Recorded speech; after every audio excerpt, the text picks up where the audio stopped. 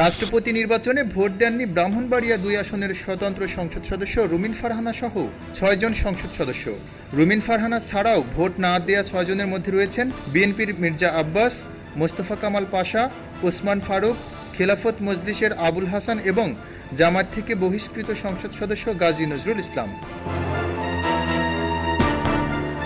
বিদেশে চিকিৎসাধীন থাকায় রাষ্ট্রপতি নির্বাচনে মির্জা আব্বাস ও মোস্তফা কামাল পাশা ভোট দিতে পারেননি।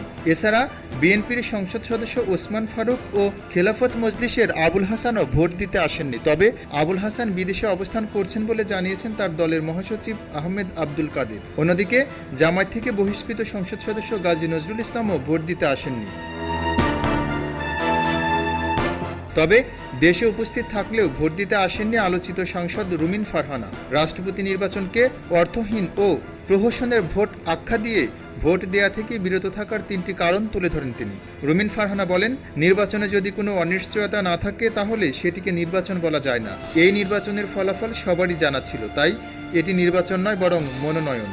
এছাড়া সংবিধানের ৭০ অনুচ্ছেদের প্রসঙ্গ তুলে তিনি বলেন, এখন তারা বলছে দলের বাইরে ভোট দিলে তার সদস্যপদ বাতিল হবে। এরকম প্রহসনের ভোট আমি কেন দেব?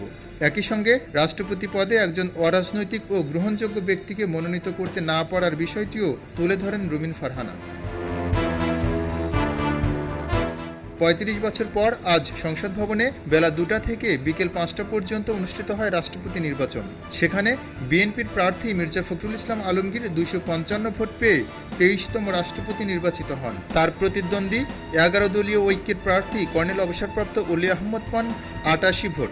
৩৪৯ জন সংসদ সদস্যের মধ্যে ভোট পড়ে ৩৪৩টি, আর ৬ জন সংসদ সদস্য ভোটদান থেকে বিরত থাকলেন। খবরের কাগজ, নিখাদ, নির্ভীক, নিরপেক্ষ।